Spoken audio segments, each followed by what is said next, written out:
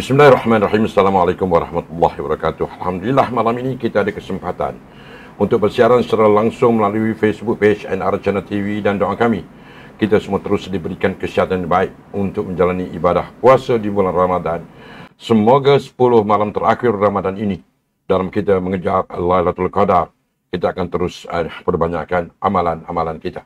Terima kasih kerana memilih secara langsung kami, dan bantu saya untuk like, follow, share, komen serta subscribe Facebook page kami dan juga rangkaian media-media sosial kami. Malam ini seperti biasa, saya Rafi Awang Kecil akan menemani saudara semua penonton melalui segmen Jawab Saya Tanya bersama dua tetamu di studio untuk mengupas satu isu yang terus diperkatakan hingga ke hari ini.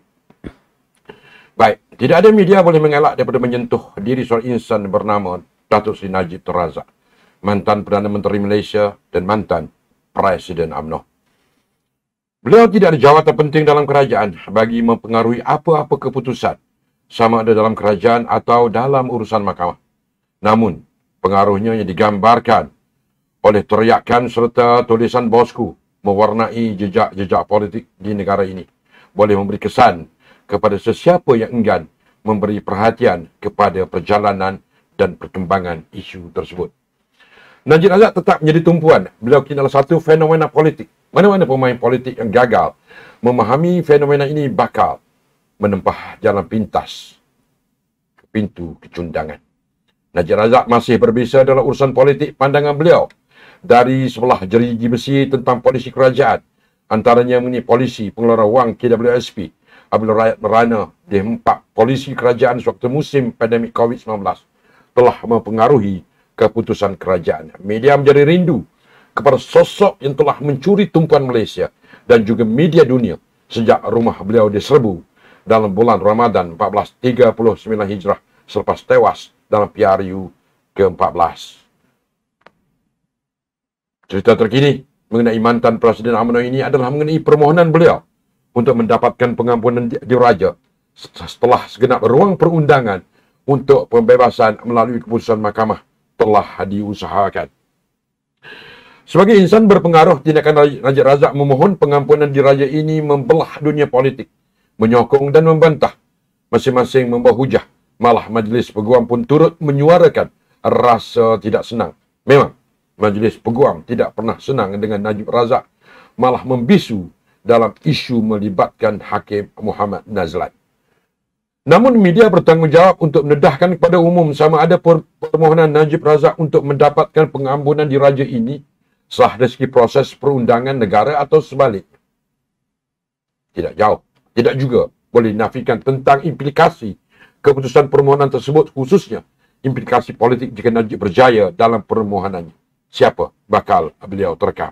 Saudara, hidup ini bukan tentang siapa yang terbaik, tetapi tentang siapa yang mahu berbuat baik. Jika dizalimi orang, jangan berfikir untuk membalas dendam, tetapi berfikirlah cara membalasnya dengan kebaikan. Demi merungkai persoalan-persoalan ini, malam ini di NR Channel TV, saya jemput dua tetamu hebat, seorang peguam dan seorang lagi adalah geostrategis. Kami harapkan mereka boleh membuat pencerahan yang perlu demi merungkai persoalan-persoalan yang kami akan tanya, yang saya akan tanya kepada mereka. Selamat datang, Profesor Azmi Hassan, geostrategis yang sering ditemu bual oleh TV luar negara, terutamanya benua China. Dan kita juga diserikan dengan kehadiran Puan Alina Razif, Naib Ketua Puteri UMNO Negeri Selangor, juga seorang peguam. Sebelum bersama mereka, kita saksikan sedikit video yang disediakan. Jangan ke mana-mana.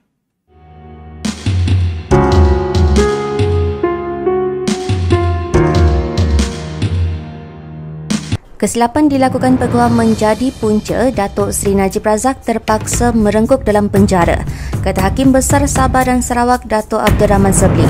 Abdul Rahman adalah hakim tunggal yang menentang keputusan majoriti penhakim yang menolak permohonan Najib bagi kebenaran menyemak keputusan Mahkamah Persekutuan yang menolak rayuan akhir kes penyelewengan dana RM42 juta milik SRC International Sdn Bhd dihadapinya. Keputusan itu dibuat 4 penerhakim iaitu Hakim Mahkamah Persekutuan Datuk Vernon Ong Lam Kiat, Datuk Rosaria Bujang, Hakim Datuk Nordin Hassan dan Hakim Mahkamah Rayuan Datuk Abu Bakar Jaiz. Ketika membacakan penghakimannya, beliau berkata, Peguam Najib pada ketika itu Datuk Hisham Tepotik tidak mengambil tindakan sewajarnya bagi membela tertuduh. Najib Razak akan memperkukuhkan permohonannya untuk mendapatkan pengampunan diraja berdasarkan keputusan bertentangan Hakim Besar Sabah dan Sarawak Abdul Rahman Sabli. Perkara itu dinyatakan oleh Peguam Utama Najib Muhammad Syafiq Abdullah hari ini. Selepas Mahkamah Persekutuan Jumaat lalu menolak permohonan bekas Perdana Menteri itu untuk menyimak semula sabitannya, Syafiq berkata penghakiman bertentangan itu membuka jalan baharu untuk anak guamnya. Ditemui di Kompleks Mahkamah Kuala Lumpur hari ini, Syafiq berkata, keputusan Rahman yang tidak bersetuju tersebut telah dimasukkan dalam permohonan pengampunan diraja. Kata Syafiq, pasukannya akan menghantar penghakiman Rahman Sabli kepada Yang di-Pertuan Agong. Walaupun Rahman dalam penghakimannya berkata, dia cenderung untuk memberikan Najib pembebasan, ahli panel lain tidak bersetuju menyebabkan keputusan majoriti 4/1 menolak permohonan semakan bekas Perdana Menteri itu.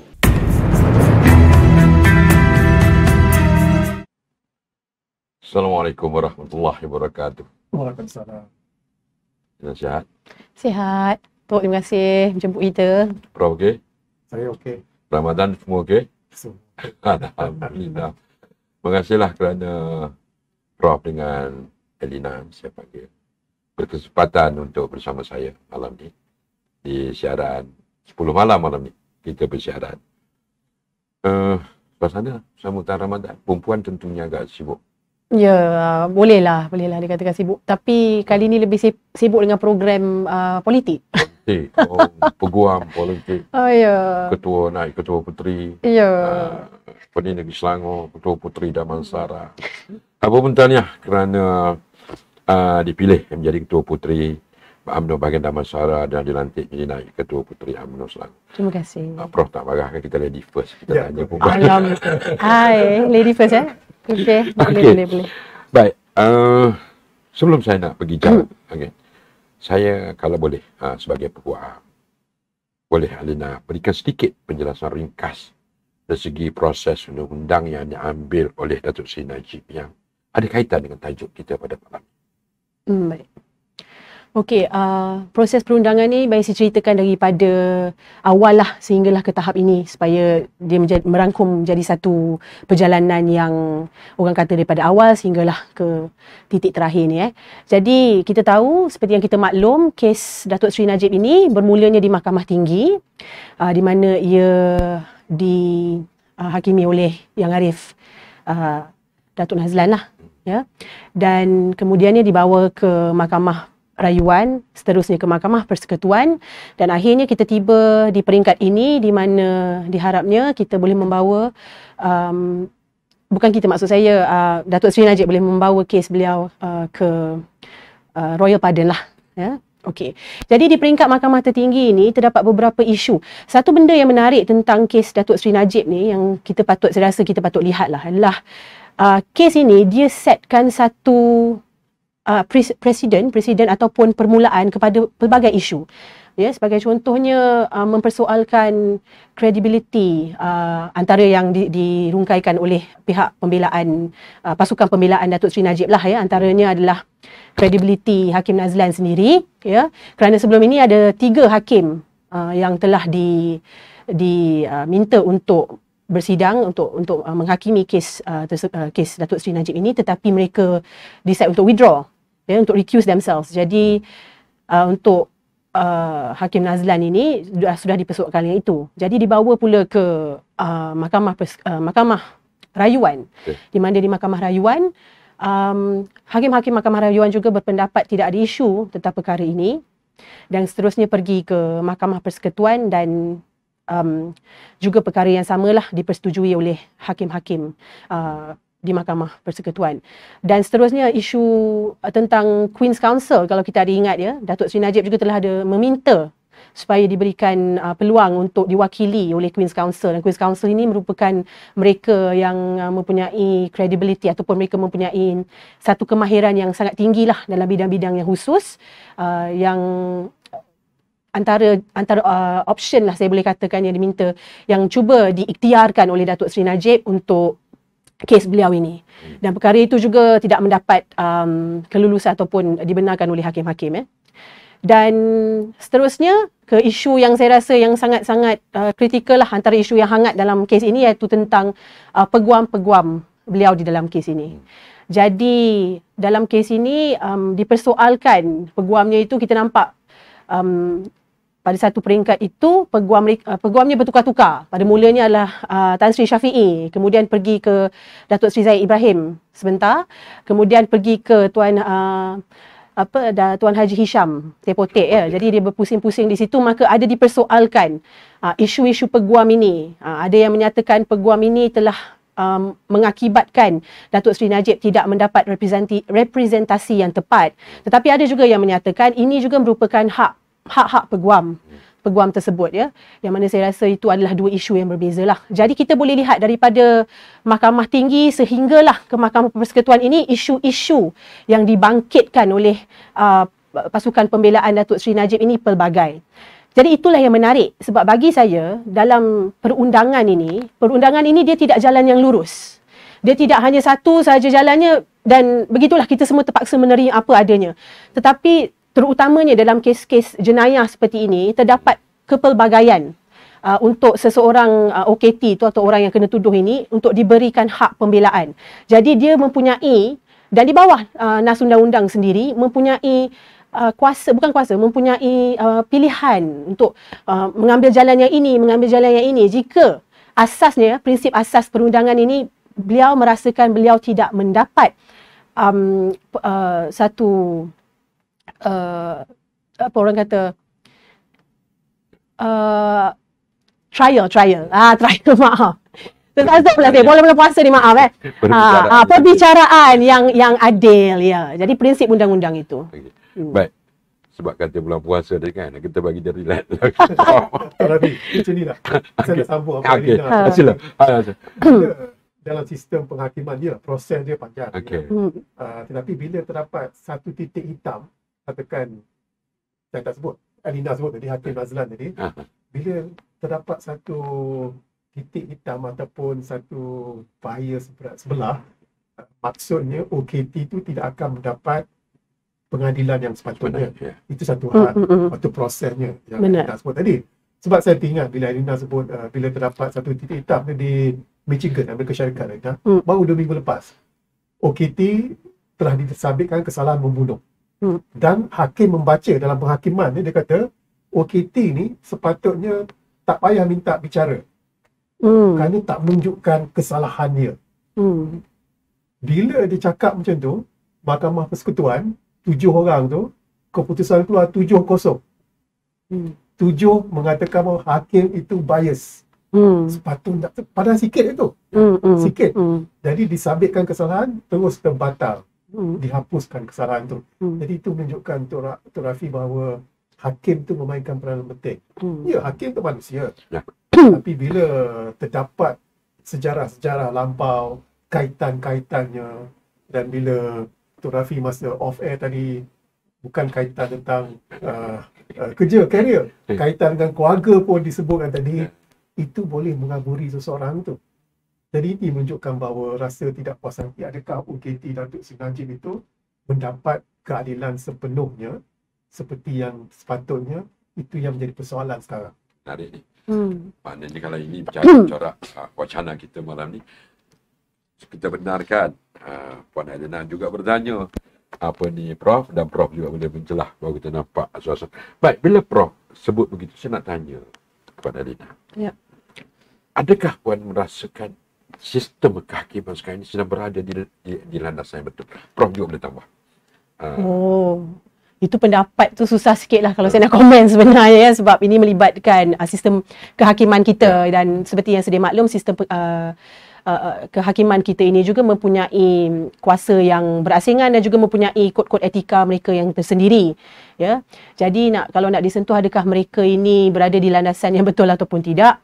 Itulah saya katakan dalam sistem perundangan ini tidak ada 100% A ataupun B. Dia tidak hitam, dia tidak putih. Dia adalah satu grey area.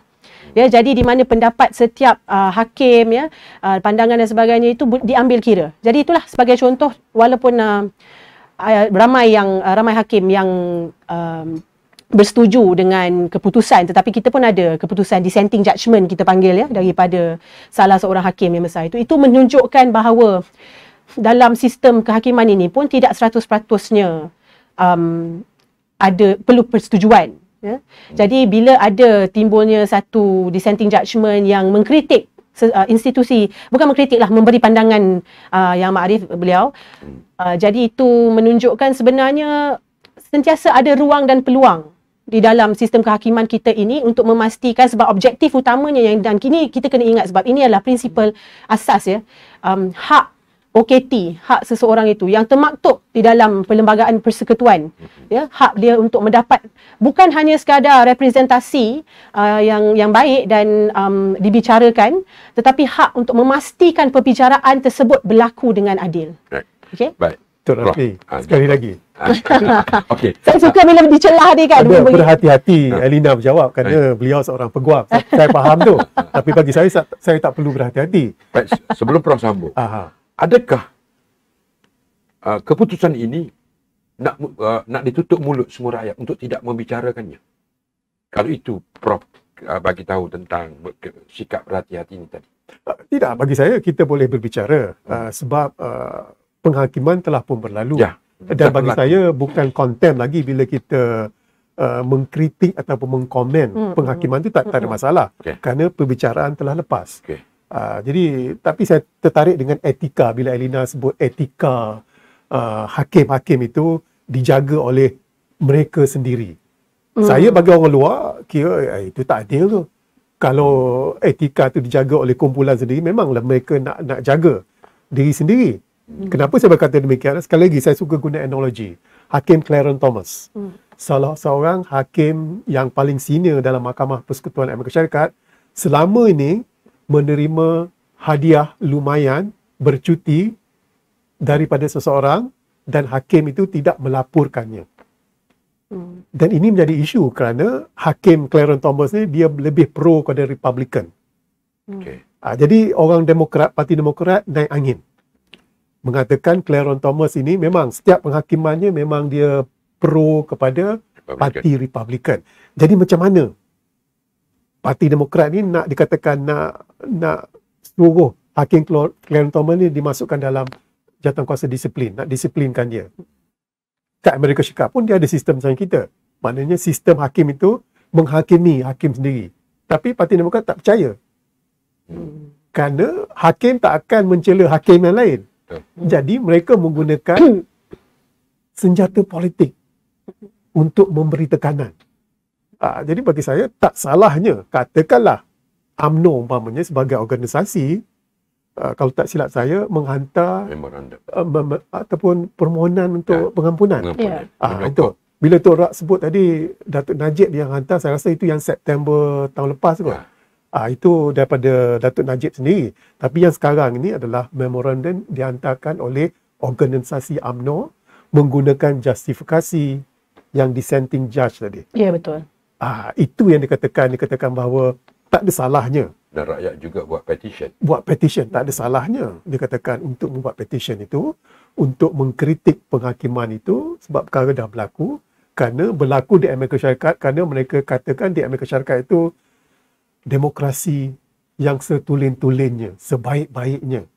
Jadi bagi saya, bila digunakan justifikasi politik untuk menekan sistem kehakiman, tak ada salah. Kerana itu adalah caranya. Sebab saya gunakan analogi yang berlaku di Amerika Syarikat. Adakah analogi itu juga digunakan Tengku Maimun untuk tidak mencela Hakim Nazlah?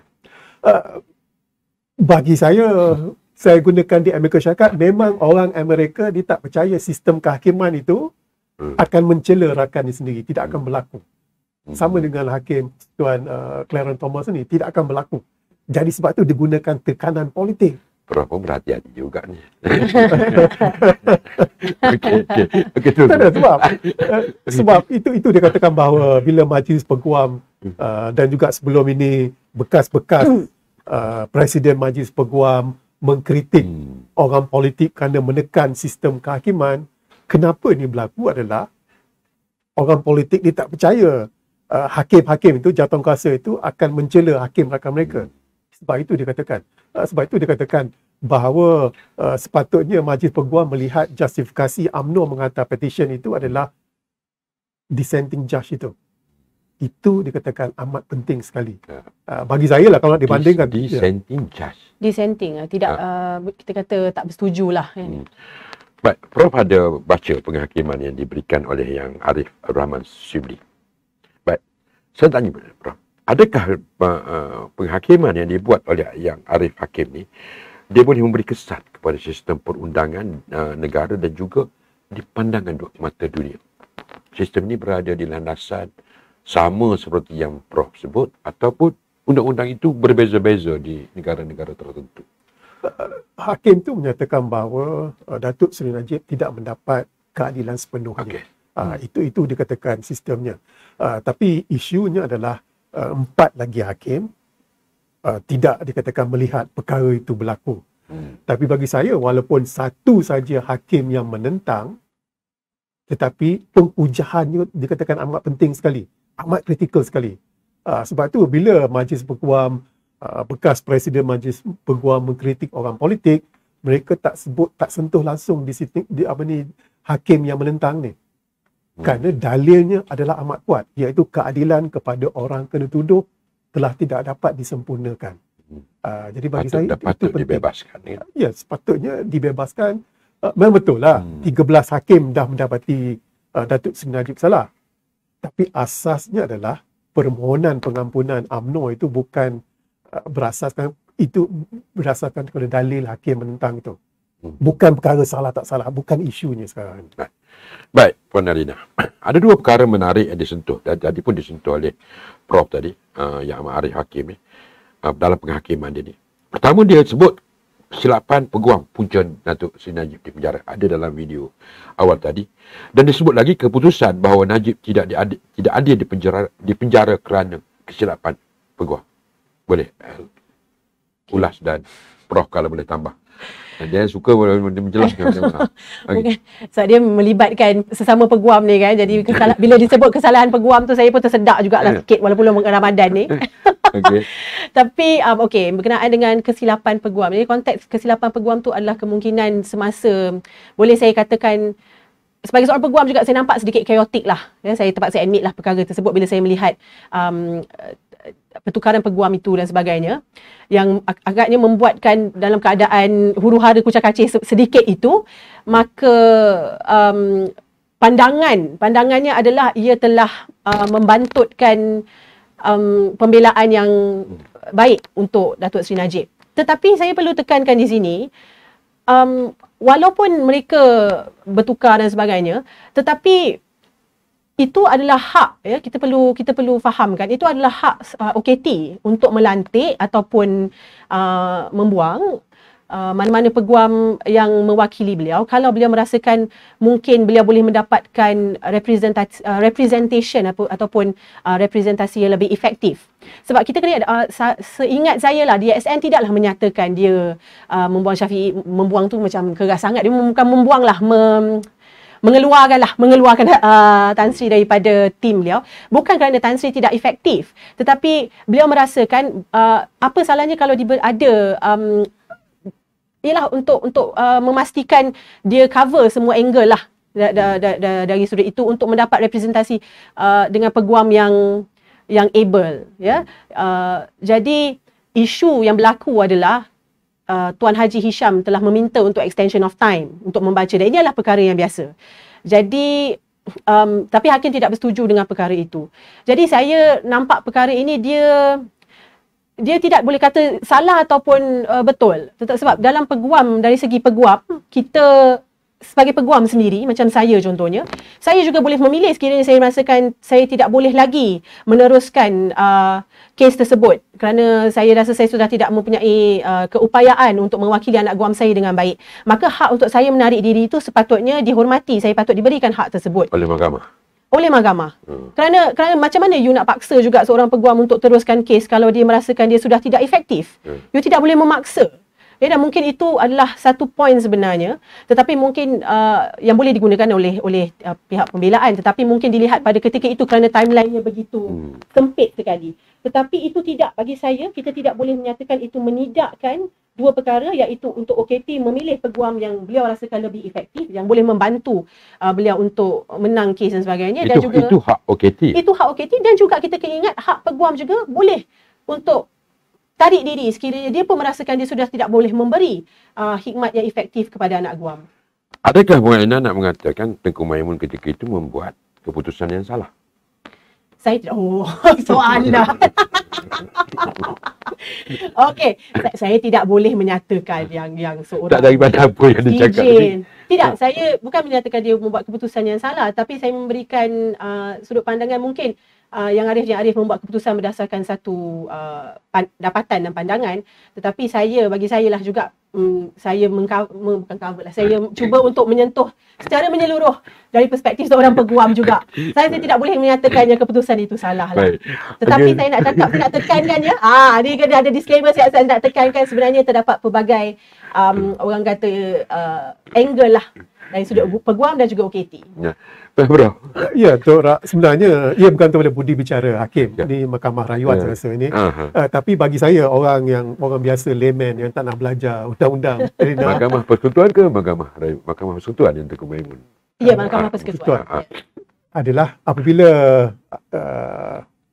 peguam Hisham ni tidak dapat membuat representasi semasa rayuan itu, adakah walaupun budi bicara, adakah hakim yang menduduki itu merasa pelik ke bila tak ada representasi untuk menghujah bagi pihak OKT itu? Bagi saya itu adalah dikatakan satu perkara yang berat. Jadi seharusnya kemungkinan hakim-hakim yang berada di atas bench itu memikirkan bahawa Datuk Najib tukar peguam ni hanya nak melengahkan masa. Kemungkinan. Tapi bagi itu juga ada disebut dalam penghakiman. Ada juga disebut itu. Ya, betul. Tapi seharusnya, ialah kalau lengah masa pun mungkin dia minta berapa, 2 bulan, saya tengok 30 hari ke, saya tak pasti. Hakim Hisham, peguam Hisham minta. Ini bukan tuduhan curi ayam ni, Prof. Itulah. Jadi itu dikatakan 12 tahun punya kan. Sepatutnya lah diberi dikatakan kebebasan keadilan sepenuh-penuhnya. Beri masa. Bagi saya sebulan, apa salahnya? Bukannya kita nak kejar apa-apa. Ya, seperti juga disebut dalam penghakiman yang Arif, kalau saya tidak silap, kenapa harus tergesa-gesa nak memenjarakan. Baik, Bro, sebagai geostrategis ni, Prof tentu melihat situasi undang-undang yang menimpa Najib Razak ini akan memberikan kesan tidak baik kepada kedaulatan undang negara. Pandangan negara luar tentang sistem kehakiman yang dibejatkan secara berleluasa ketika ini. Ya, mungkin masyarakat luar antarabangsa melihat proses penghakiman itu dilakukan secara tergesa-gesa. Kerana ada yang dikatakan nak mengaitkan apa yang dialami oleh Trump pada ketika ini. Okay. Kenapa beliau dituduh, disabitkan ataupun diindicted dengan beberapa tuduhan itu adalah kerana untuk mengelak beliau menjadi calon Presiden Republikan 2024. Ada isu-isu politiknya. Itu masyarakat antarabangsa melihat kepada Amerika Syarikat. Dan sama juga masyarakat antarabangsa melihat proses penghakiman, pengadilan yang dialami oleh Najib itu, kenapa tergesa-gesa adalah kerana ada isu-isu politiknya yang mahukan sabitan itu dilakukan secepat mungkin. Itu yang bagi orang luar melihatlah. Dan sama juga saya melihat masyarakat antarabangsa melihat bahawa keadilan telah tidak diberikan. Maknanya ada masalah cacat cela. Walaupun saya masih percaya, ya Puan Elina, bahawa sistem penghakiman kita bebas daripada gangguan sebebas-bebasnya. Tapi rakyat di luar memberitahu keadilan negara cacat. Betul. Kalau kita baca apa yang dilakukan oleh hakim yang menentang itu, memang cacat tu memang cacat berat tu. Bukan cacat yang sikit. Ya. Cacat yang amat berat. Jadi bila rakyat Malaysia melihatnya dan mentafsirkan seperti itu, apalagi orang luar yang tak ada kena-mengena, yang tak ada kepentingan dengan Datuk Najib, mereka akan menilai bahawa ada benda cacat, bahawa ini adalah apa yang dikatakan political persecution. Ya. Baik, bila Prof sebut tentang political persecution tadi, bermula dengan pendakwaan politik, adakah tidak boleh diselesaikan dengan cara politik setelah Najib selesaikan segala mahkamah dia dah lalui? Ya. Saya tak nak tanya Puan Elina ni, saya nak tanya Prof. Saya nak tanya lagi Prof. Prof nak berhati-hati. Prof setuju tak dengan saya, Najib menjadi mangsa kepada sistem keadilan yang dikhianati?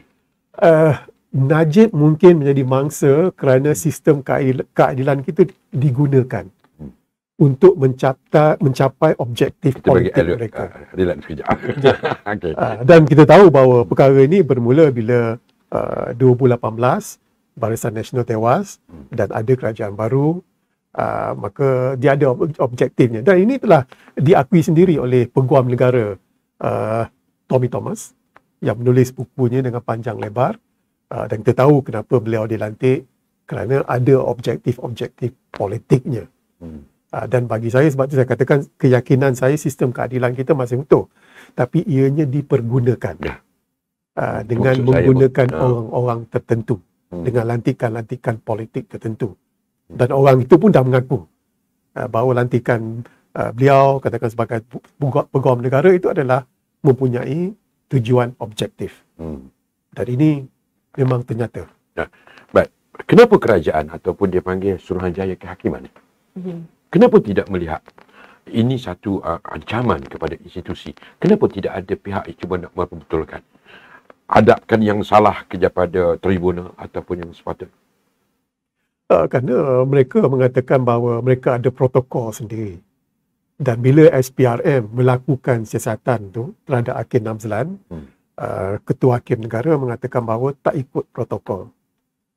Tapi tak sebut langsung pun tentang kandungan siasatan yang dilakukan. Cuma yang dikatakan protokol tidak diikuti.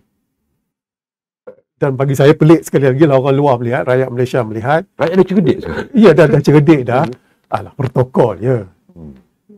Sepatutnya Suruhanjaya Kehakiman membuat sesuatu dalam perkara ini.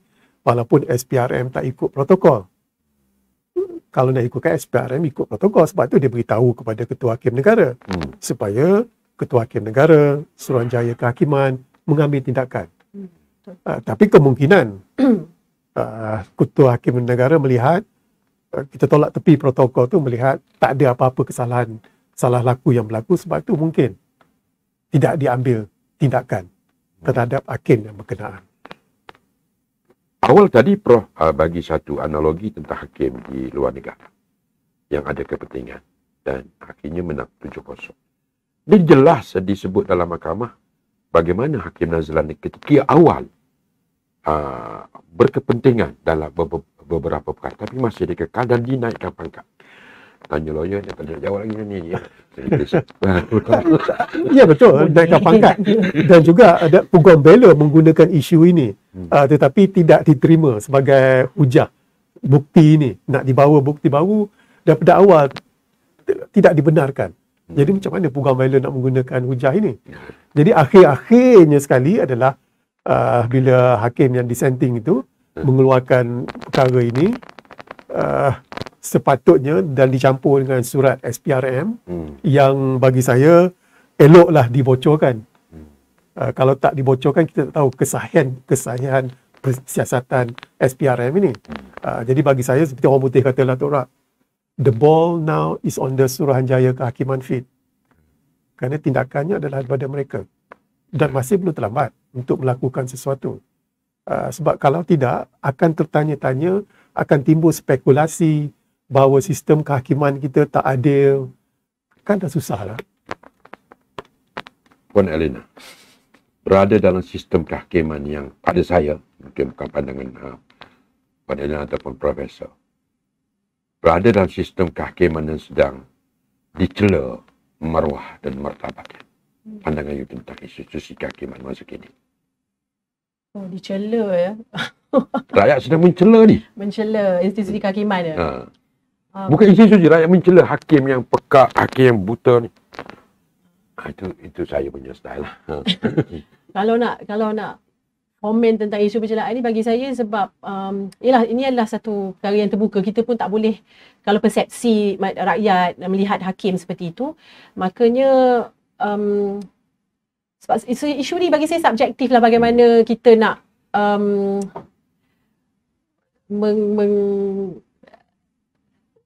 bentar, saya memerlukan momen sedikit untuk saya. Soalan daripada Tok Rafi ni boleh tahan juga panas saya.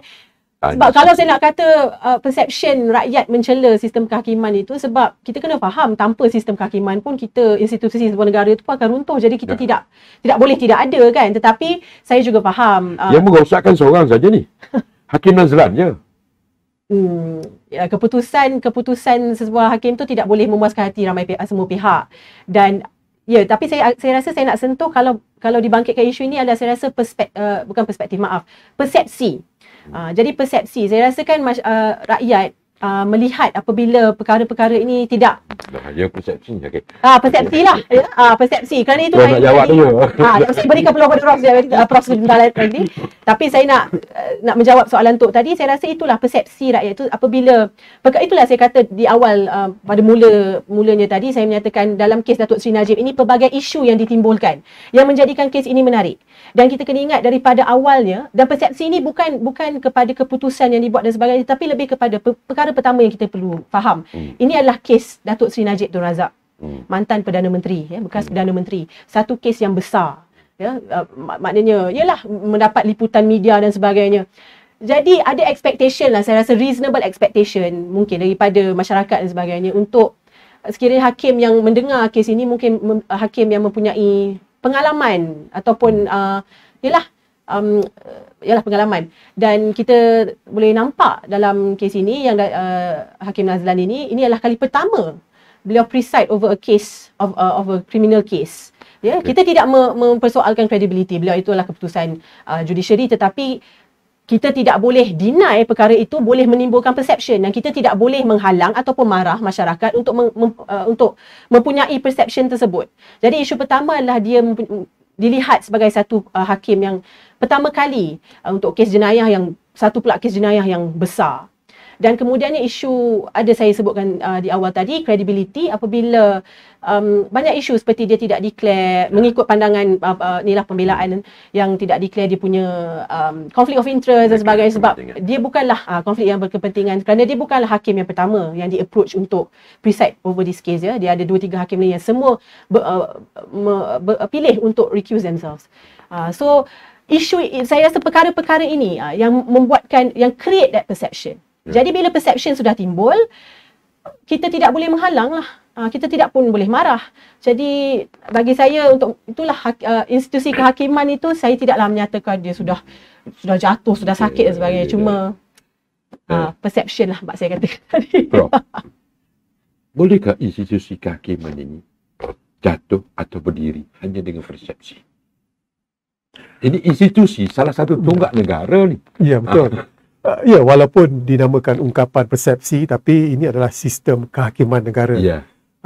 Katakanlah persepsi tak betul, dia boleh meruntuhkan sistem kepercayaan, keyakinan rakyat itu. Sebab pelantikan hakim, dikatakan pelantikan Hakim Nazlan itu bukan saja dikatakan perlu berpengalaman, tetapi juga perlu tidak bias. Ya.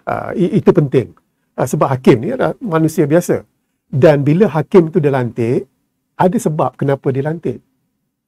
Presiden Trump umpamanya, dia masa jadi 4 tahun tu, dia gunakan kuasa dia untuk melantik hakim-hakim yang konservatif. Kerana dia tahu hakim ini akan menyebelahi dia. Tapi kita kat Malaysia tak bincang sangat perkara pelantikan hakim ini. Kenapa pelantikan hakim, kenapa ketua hakim negara dilantik, kenapa peguam negara ini dilantik. Ada sebab-sebabnya. Sebab-sebab ideologi. Jadi sebab itu bila Pak Alina kata ini adalah kes besar.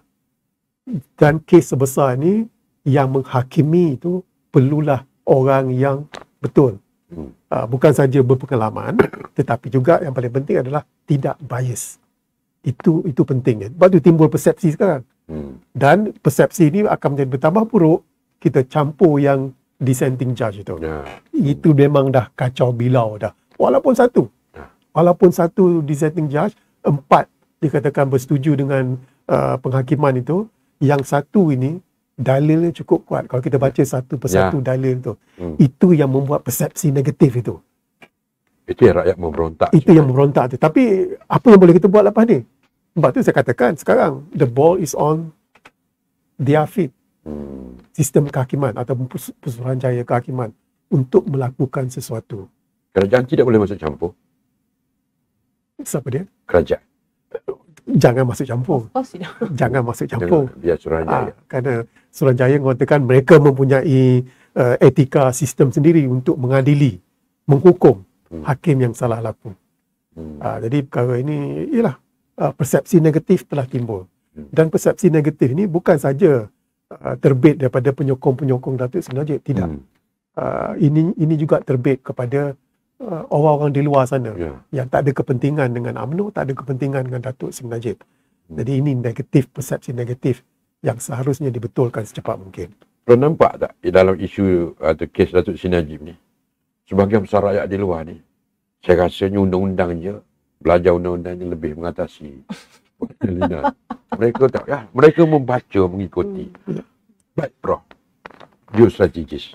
Prof melihat isu seandainya Najib tidak diberi pengampunan. Mereka mengharapkan, rakyat mengharapkan 28 hari bulan ini Najib akan dapat pengampunan penuh diraja, pengampunan diraja penuh. Sekiranya harapan rakyat ini tidak tertunai, apa akan jadi dengan kerajaan hari ini? Kesan? Secara teorinya lah, katakanlah Datuk Seri Najib diberi pengampunan. Ada yang suka, ada yang tak suka. Biasa. Tapi dari segi politiknya, bila Tok Rak tanya tentang kerajaan sekarang ni, katakan pengampunan itu diluluskan, diberi oleh Yang di-Pertuan Agong, maka UMNO akan menjadi lebih kukuh lagi. Kerana ada desah-desu mengatakan kepimpinan UMNO tak melakukan seberat-beratnya untuk mendapatkan pengampunan. Jadi katakanlah Datuk Seri Najib diampunkan, maka kedudukan UMNO sekarang, kepimpinan sekarang akan menjadi lebih kukuh, lebih kuat dengan Datuk Seri Najib di luar. Dan ini secara langsung akan mengukuhkan kerajaan perpaduan. Tapi ingin saya tekankan, kerajaan tak ada campur tangan dalam pengampunan. Walaupun Perdana Menteri dan juga Pegawai Negara menjadi ahli lembaga Pardon Board ini, tetapi keputusan akhirnya adalah Yang di-Pertuan Agong. Tapi jangan risau, katakanlah permintaan pertama tak diluluskan, 3 tahun lepas tu boleh minta lagi. Dan 2 tahun lepas tu boleh minta lagi. Tak ada masalah. Dan Yang di-Pertuan Agong sebagai pengerusi lembaga ini mempunyai budi bicara untuk memanggil bila-bila masa saja. Tak payah ikut jadual. Okey. Jadi itu dikatakan dari segi politiknya lah apa kesannya. Prof bercakap ni tentang kekuatan UMNO. Kalau Najib diberikan pengampunan daripada politik negara itu sendiri, bukan UMNO. Keadaan negara itu dengan seandainya rayuan ini atau pengampunan ini dibenarkan. Ya, itu yang dikatakan Majlis Peguam yang tak senang hati itu. Mereka mengatakan sepatutnya Datuk Najib menghabiskan masa 2/3 daripada hukuman yang dijalankan. Tapi isunya adalah UMNO membuat permohonan pengampunan ini adalah berdasarkan justifikasi hakim itu yang tidak keadilan. Tak ada kena-mengena dengan bersalah ataupun tak bersalah, tak ada kena-mengena sistem keadilan. Jadi bagi saya, senario politik katakan nasionalnya ada yang tak bersetuju. Tapi hakikatnya bagi saya, negara akan menjadi lebih stabil. Sebab selagi Najib berada dalam penjara, selagi itu isunya akan dimainkan. Tidak akan berhenti. Sehinggalah keputusan muktamad dicapai. Baik. Didedahkan kononnya kerana penghakiman Datuk Seri Najib ini adalah cerita tentang Tebuk Ata, kan? Adalah cerita kononnya kerajaan ini akan tumbang pada sebelum Aidilfitri ataupun selepas Aidilfitri hanya kerana menjual satu nama Datuk Seri Najib. Pandangan Prof dan Puan Elena. Sekiranya kerajaan ini jatuh, adakah kerajaan yang akan memberikan keadilan kepada Datuk Seri Najib? Prof dululah. Okey. Tak, bagi saya keadilan kepada Datuk Seri Najib tak ada kena-mengena dengan siapa yang menerajui kerajaan. Ya. Pada ketika ini, bila-bila masa, tak ada kena-mengena dengan UMNO menekan Perdana Menteri, tak ada. Permohonan UMNO bagi saya bersandarkan penghakiman yang disenjah. Itu saja. Dan Datuk Najib juga bersandarkan kepada penghakiman yang Arif Hakim tu juga. Ya, itu permohonan Datuk Najib bersandarkan daripada pendapat Datuk Seri Najib dan Peguam.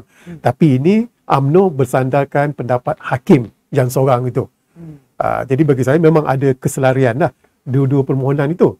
Tapi bagi saya kerajaan dikatakan tidak seharusnya campur tangan dalam hal pengampunan perkara ini. Saya juga teringat, Prof. Saya tak nak jawab. Saya juga teringat, Prof. Safi, lawyer Safi Ansri, sampai nak bawa kes Najib ini ke PBB. Apa kaitan? Itu dia katakan langkah yang dibenarkan. Sebab saya tak ingat ada 2-3 kes di mana bila seorang presiden, saya tengok presiden mana? Brazil, di mana telah dihukum, disabitkan kerana isu politik samalah. Tekanan telah diberikan oleh masyarakat antarabangsa, PBB umpamanya, supaya diberi, dikatakan, pengampunan lebih awal. Jadi itu isunya sekarang. Bahawa jikalau sistem kehakiman negara kita dah tertutup, memang dah habis dah lepas dah tertutup, cuma tinggal pengampunan saja, kita boleh bawa isu ni ke peringkat antarabangsa. Kerana OKT itu tidak mendapat pengadilan yang sebenarnya. Kerana ada objektif politiknya. Jadi itu dia katakan relevansinya memang ada kerana presidennya dah ada. Saya pinjam kata Alina. Okey, saya jawab sikit. Nanti Tok kata saya tak jawab pula kan. Saya diam. Okey, tak berkenaan tapi dengan... Tapi seronok dengar penerangan daripada Prof. Saya tambah tadi. You strategi juga. Ya. Yang Brazil itu, itulah dia. Jadi apabila mendapat keputusan dari pihak antarabangsa, maka ada strong presiden ataupun satu kekuatan lah kepada asbab kes tersebut yang boleh influence actually apa yang berlaku di Brazil pada waktu itu. Maka presiden itu was reinstated kalau tak silap saya. Ya. Jadi impactnya besar.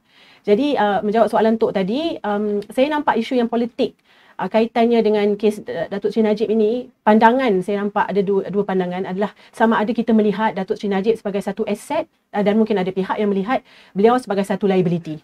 Jadi isu politik macam mana digegarkan keadaan politik semasa dengan hanya satu nama ini, ya kita kena lihat because persepsi yang di-create oleh orang-orang yang tidak menyukai Datuk Seri Najib sudah tentulah yang negatif yang akan yang akan diberi tahu kepada rakyat jelata sekaliannya bahawa ialah kes Datuk Najib ini dia memang bersalah dan sebagainya, dan dia menjadi liability kerana kita mengambil seorang banduan, ya. Jadi dia menjadi satu isu yang fragile, terutamanya dalam keadaan kerajaan sekarang yang saya rasa kita perlu berhati-hatilah dengan setiap apa yang kita katakan itu supaya kita tidak mahu untuk timbulkan persepsi yang lebih negatif dan yang akan lebih confuskan lagi rakyat di luar sana.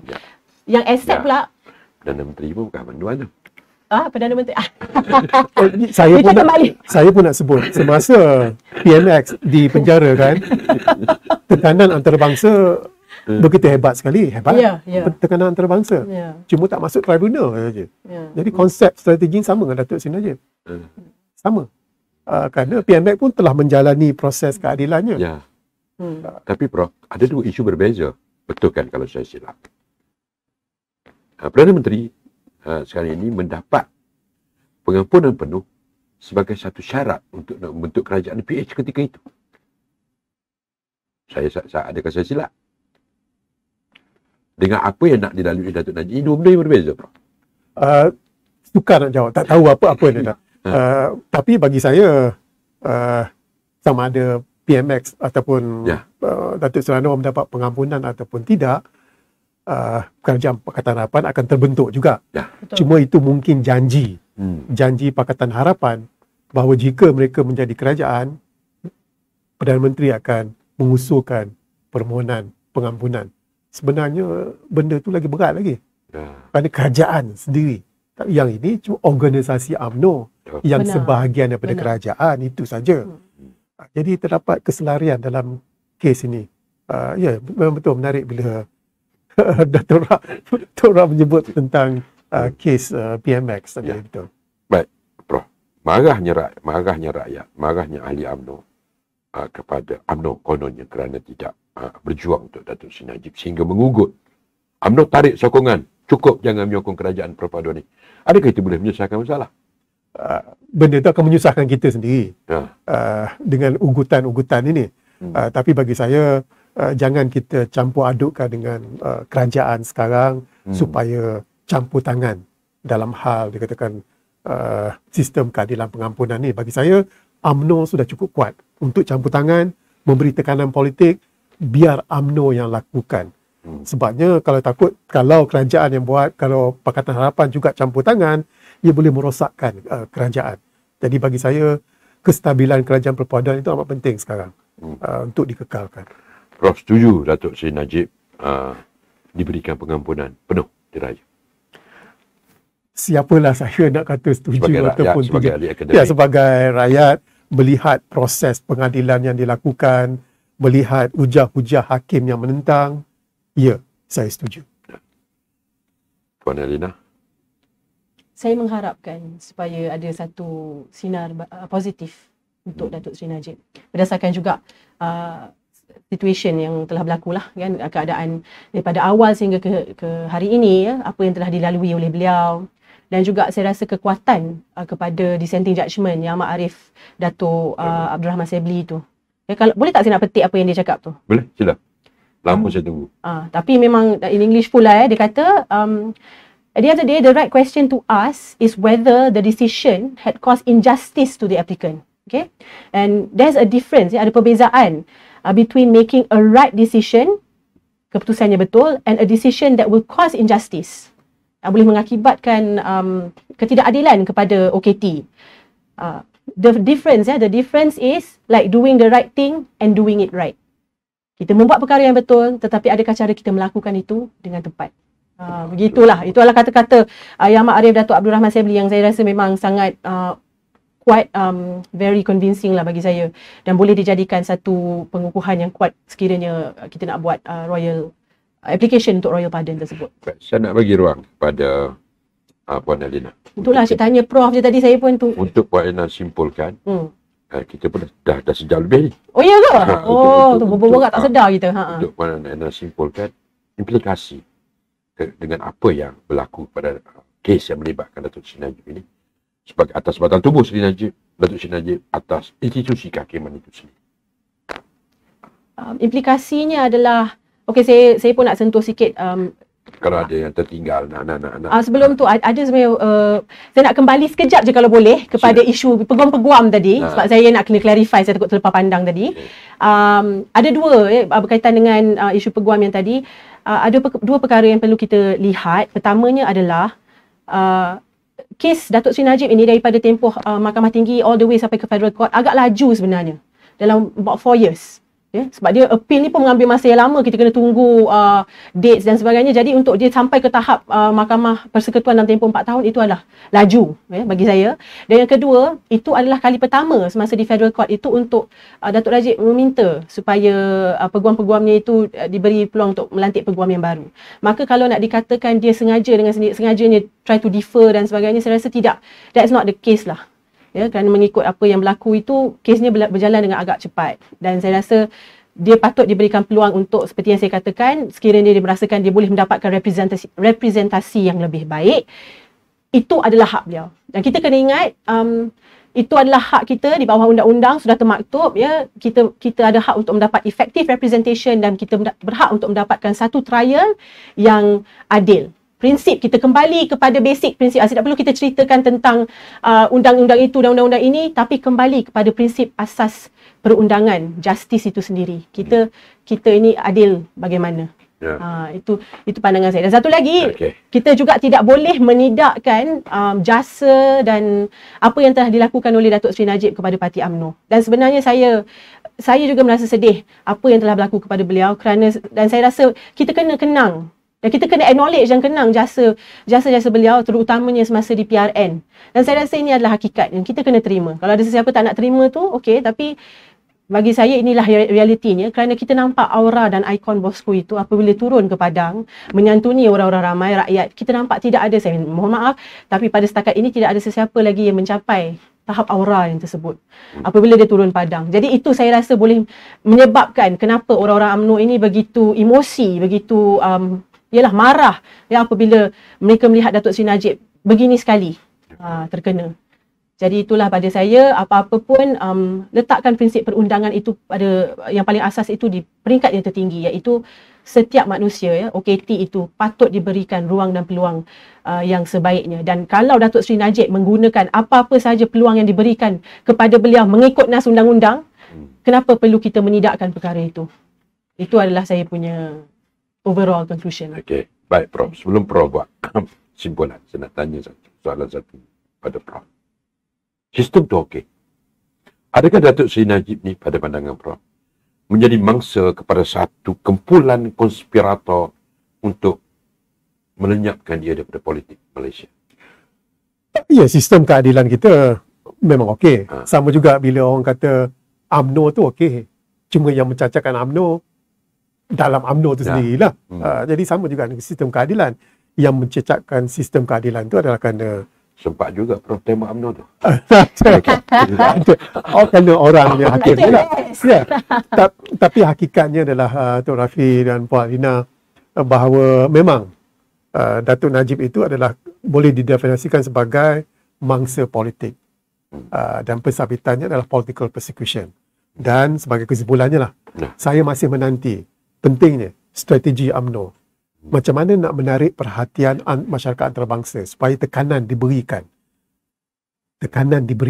kepada kerajaan ataupun sistem kehakiman kita bahawa Datuk Seri Najib tidak mendapat keadilan yang sepenuhnya. Itu penting, strategi UMNO itu penting. Bagaimana nak untuk menarik perhatian masyarakat antarabangsa. Kerana ada dua peluang je lah. Satu, pengampunan. Sebab saya melihat tekanan masyarakat antarabangsa itu dia ada kena-mengena dengan pengampunan ini. Secara tidak langsung akan memberi tekanan kepada sistem pengampunan kita. Ada dalam UMNO ada pakai strategi? Tak payah jawab soalan dia. Itu biro politik tu kena jawab. Okey. Terima kasih Profesor Azmi Hassan, Geostrategist Fellow Kanan. Universiti mana sekarang? Fellow Kanan Akademi Nusantara. Fellow Kanan Akademi Nusantara. Dan juga Puan Elina Razif, nama penuh? Nama penuh Nur Elina binti Muhammad Razif. Elina binti Muhammad Razif. Naib Ketua UMNO Selangor, Ketua Puteri Bahagian Damansara dan juga peguam yang saya jemput hadir malam ini. Terima kasih sekali lagi Prof. Dia bila bulan puasa ni lidah menjadi berlipat-lipat. Maafkanlah saya. Dan itulah dalam kita mencari keadilan untuk Datuk Seri Najib, kita terpaksa merungkai beberapa perkara yang mungkin menyentuh sistem, mungkin menyentuh individu, mungkin menyentuh personality yang ada kaitan dengan jawatan masing-masing. Jangan ditutup mulut rakyat dengan perkataan contempt of court. Jangan ditutup mulut rakyat dengan perkataan-perkataan yang boleh menakutkan rakyat. Rakyat sudah semakin cerdik, maklumat sudah di ujung jari. Anda yang jaga institusi, jagalah baik-baik demi untuk kepentingan masa depan negara, masa depan rakyat, masa depan agama. Perjuangan ini bukan sekadar main-main. Jangan kita bunuh. Jangan kita taruh rasa dendam. Sebab hujungnya, akibatnya akan ditanggung oleh generasi yang akan datang. Dalam serius kita ada main-main, dalam main-main kita ada serius. Kita jangan hilang satu kawan. Kita jangan tambah satu musuh. Terima kasih sekali lagi kepada dua tetamu saya. InsyaAllah kita akan jumpa lagi minggu depan. Ada yang baik, anggaplah itu datang daripada Allah Ta'ala. Datang daripada Allah, tidak baik itu datang daripada kelemahan saya. Melayani dua tokoh hebat ini satu peluang yang cukup baik pada saya. Kita jumpa lagi. Teruskan untuk share, komen, like, follow Facebook page NR Channel TV. Jumpa lagi. Assalamualaikum warahmatullahi wabarakatuh.